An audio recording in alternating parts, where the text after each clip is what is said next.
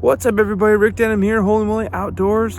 Thank you so much for joining. We're talking casting plugs for steelhead, and I know not many have actually done this technique, so stay tuned with us. So like I said, we are talking plugs for steelhead, and more importantly, casting them. It's not a technique so much talked about, but it's deadly effective. I mean, we all know you can back troll a plug, put it right in front of a fish's face, and a maglip, a flatfish, a quick fish, tadpole, a hot shot, they all work great for steelhead from a boat. This technique allows a bank angler to have success like you would casting plugs for coho.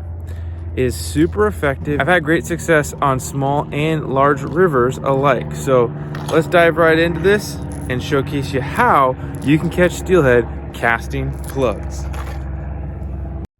All right, so let's take a look at the plugs we got laid out in front of me, as these are my favorites for casting at steelhead. We have a variety of them, and they're not all that's out there, let's be honest. There's always other things, but in my opinion, these are what I like the best. First set is the Lindy River Rocker. While discontinued now, this is a familiar style to some as the old tadpole. There are two sizes that I like the best. That is a number 3 and a number 5. Those are, roughly about 2.5 inches and 2 inches, and work great for casting around. Now, these middle ones here are very familiar to many. That is a Maglip, and those are actually the Maglip 2.5 size, because I feel like those really create a good amount of action for their size. Now, they come in so many different colors, so it's really a great option to have, and many already do have it in their boxes for trout fishing. So I really like those for lighter line. But the reason for having a variety here is because of the conditions you may face.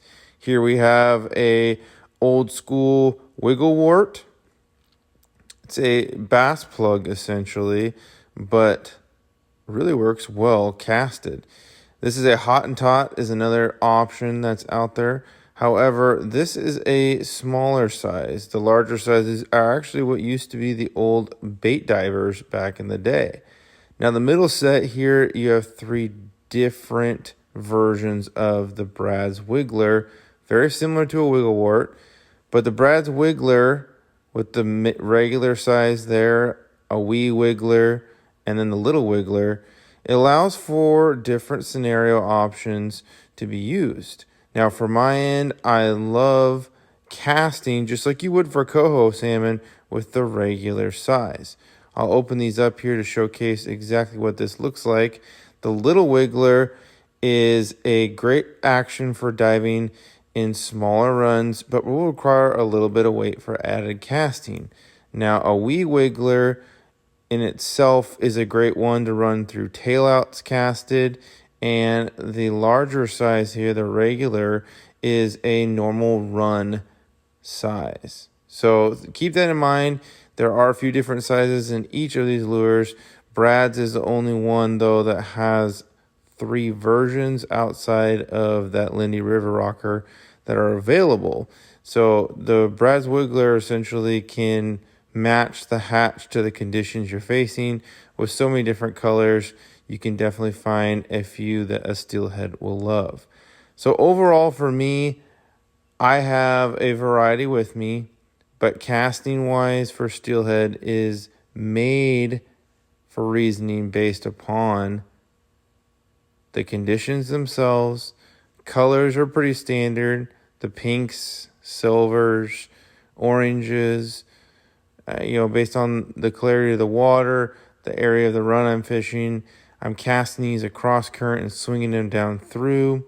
I made mention earlier about the tailouts, so we'll cover that in the next section as well.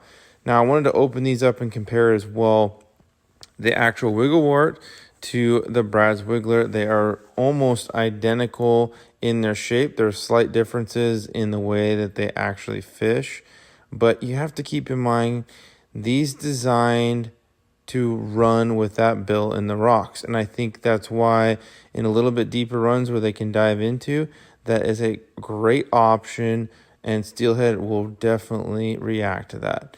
Now, Hot N Tot is something that not many probably know could be casted as well, but definitely think that that is something that could be utilized for those medium-sized runs, and some great colors that'll definitely get some attraction and attention from those fish. Because steelhead are aggressive. We all know they love plugs in the larger sizes, so why not cast them as well?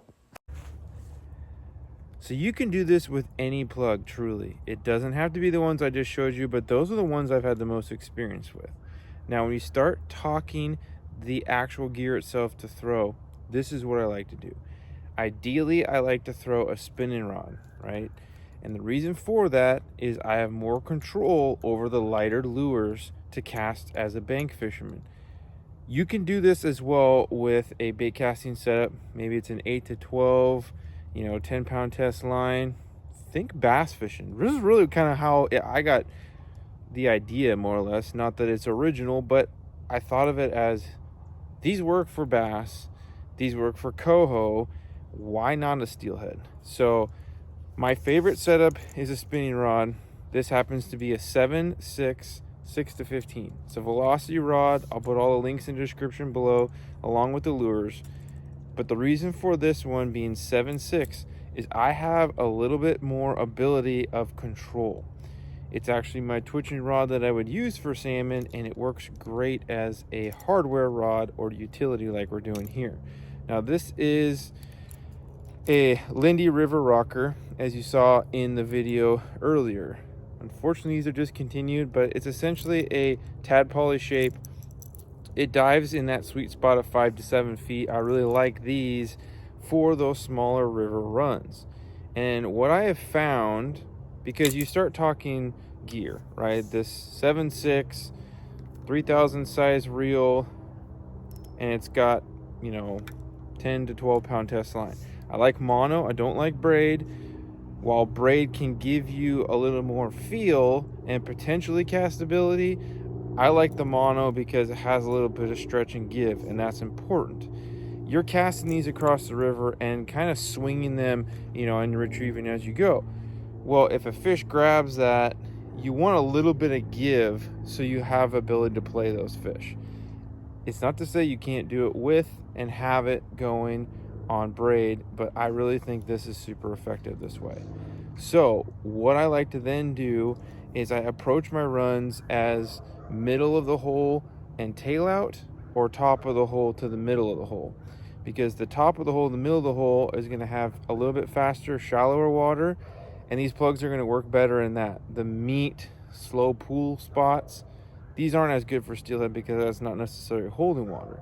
Tailouts, these work great. Any plug through a tailout, and like those wee wiggler, the middle size that I showcased, can be phenomenal in a little bit shallower water. And that's why I like running these. I've had great success swinging them through a tailout and really doing well. Then you can start looking at the fact of, after you've gone through, what am I trying to say? You really can just pick apart a run almost like you're fishing a spoon. And I think that's why this is effective, is because aren't many people doing it. A spoon, yes. A spinner, yes. This is just a different way to get an aggressive bite. You got vibrant colors, rattles, wiggle, all that different stuff comes into play. So for me, I typically throw this as kind of a back end item for I'm on the river. I typically don't throw it first thing, right? I have a lot more confidence in my other techniques to get a bite first of all, but I usually don't leave a run without putting a plug on. So you saw that's a direct tie to the plug. I brought this box in the video out for the smaller plugs, the 2.5s or the mini river rockers, even if it's that little wee wiggler, right? The reason for that is